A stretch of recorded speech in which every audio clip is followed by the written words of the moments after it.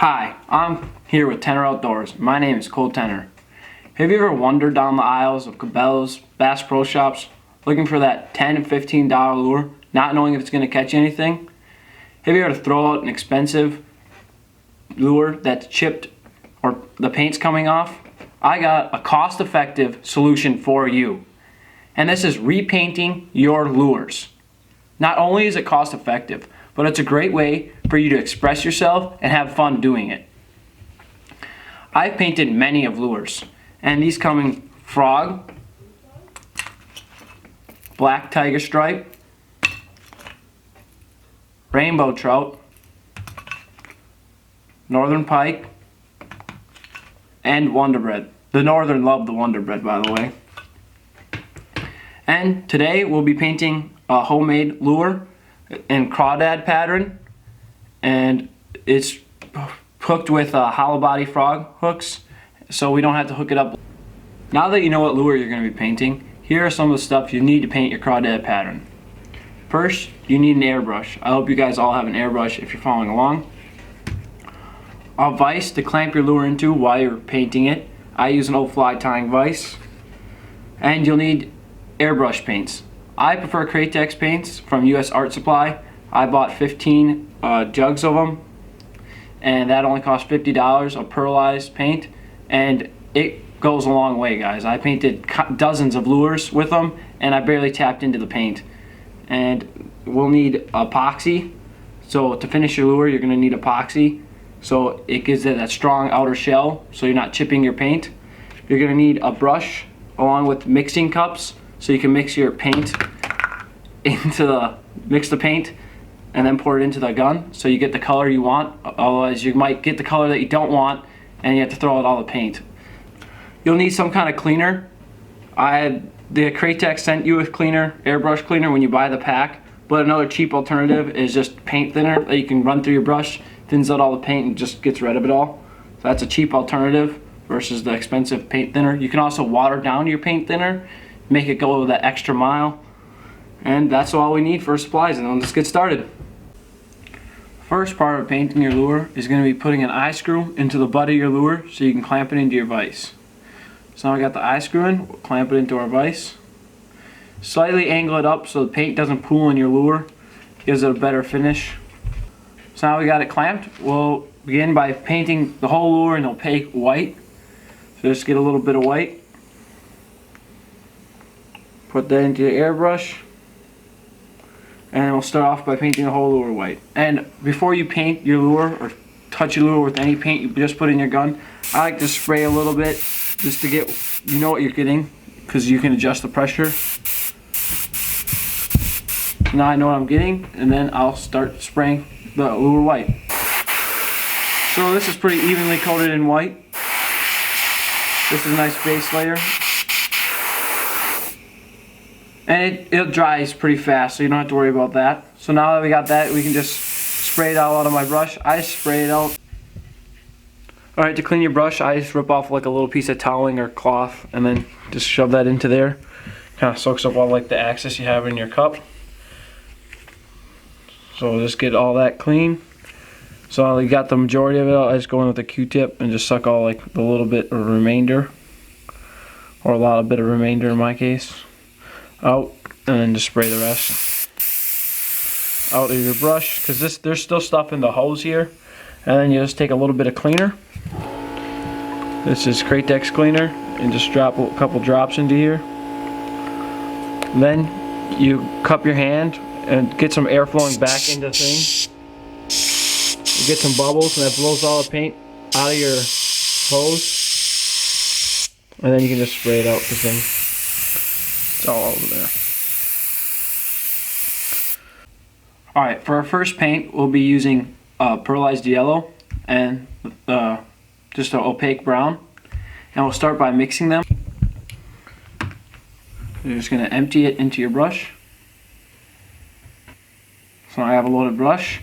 And we're going to start by painting the bottom first and work our way up to the lure, up to the top of the lure. So I'm just going to angle it towards me and just go in light even coats. Make sure you spray on the table first, or I'll spray here. So as you're spraying the bottom, you'll see that you kind of go up on the sides, and you kind of want that. It blends all the colors in nice and evenly.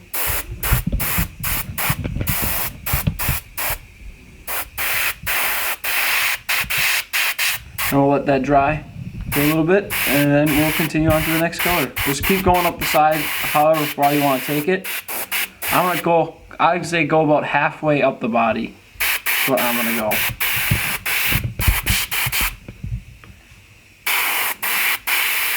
Just nice even strokes. And you want to go up the sides, like I said, to blend all your colors, and it will look good at the end. So we got the yellow done, so now we're going to clean our brush again. The next color we'll be painting is we're going to do an olive green up the sides and over to the back.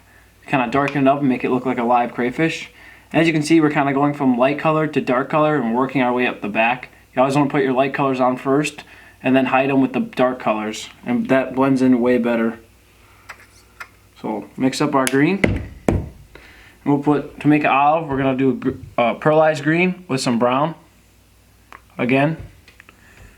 We'll mix that up until we get the color we want. And we'll just keep catching into that yellow. And you can go as far down as you want onto the yellow.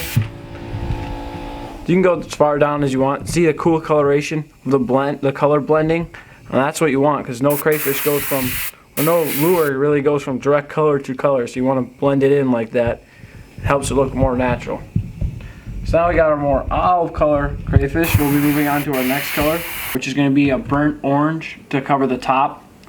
So we're going to put pearlized orange. We're going to load this up. And then we'll go back with a little bit of black. Make sure you don't put too much black in. One drop goes a long way. So I'm just going to add one drop first. That was 2 drops, unfortunately.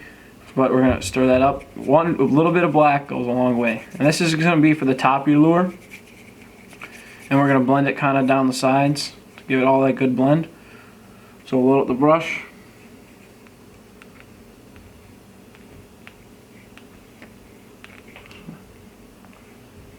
And make sure you can put your creative spin on your own lure.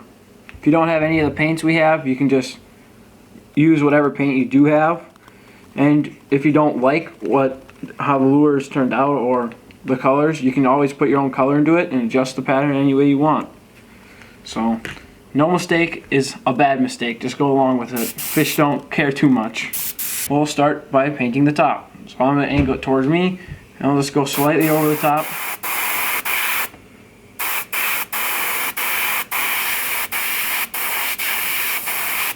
And then come down the slides. Oh, just a little bit. I like this little rustic color. It kind of gives it like a little more crawdad color. And so you just want to come and just let it, your paint will come out like this, and it'll spray here, and most of it will hit here, and some of it will go over the sides, and that's what you want. You want the main part hitting the top and the rest coming down the sides. Alright, and that's your crawdad for now. And then we'll switch to our final color, our final overlay. For our final color, we're just going to use the copper. And then we're just going to go over kind of like the whole thing in copper and give it that nice little gleam. Go over slightly. So hold your brush farther away, and then you won't get the major coloring. And just kind of give it the whole sheen. Alright, then for our final step, we're gonna let this dry for like 2 minutes, 3 minutes, and we're gonna put epoxy on there. And this is just Gorilla Glue clear epoxy. It's to give it the hard outer shell, so if a fish bites it, it doesn't scrape off all your paint. You can mix in sparkles, some kind of paper here to make it over sparkle. And there's activator in here. This is from pearlized paint though, makes it sparkle. I'm just gonna use a lot because I need. You just want to give it all nice coat of this so it doesn't chip off. You're gonna mix it up when it hits a rock, especially with the crawdad color, because you're going to be fishing in rocks. And then we're going to paint it onto the lure, kind of giving that final hard cover coat over the lure. You just keep adding it and make sure you cover your full lure. Because anything that doesn't have this is probably going to chip off, and you don't want chipping. Especially if you spend all this time on making the perfect lure as you see fit. You don't want it coming off. It also helps the pearlized paint shine through the paint, as you can see. It's really sparkling now. It doesn't need to be very dry. Make it go back to the back of the lure. And this is where the angle comes in, because you don't want any pooling of the epoxy. Just want to keep bringing it all the way to the back so it drips off the back. Just keep taking epoxy and keep running it down. You can buy the epoxy at Fleet Farm anywhere, really. Any kind of hardware store will have a clear epoxy. We'll wait for it to dry. It usually takes 24 hours to dry, so don't expect a crazy drying time. And you don't want to grab it too early too, always you just leave handprints in it, and that doesn't look good either. And then it's all epoxied. And it's ready to get cast out there when it's done. So now we got that, all epoxied. We'll hang it so it drips. This is the most important part, so you don't get pooling. So you just want to hang it like this, just directly down, so you don't get pooling of your epoxy, because that's bad. So it'll run all the way off to the bottom, and we'll let it all drain, and that'll let it dry, and then there's our lure. Alright, to summarize what we did today, first we put in a white base layer. This helps the other paint grab on. You want to move from light paint to dark paint. That's what we started off with, the yellow underbelly, then transitioned to the olive, and then transitioned to a dark burnt orange on top, and then covered it all in copper just to kind of help blend it in.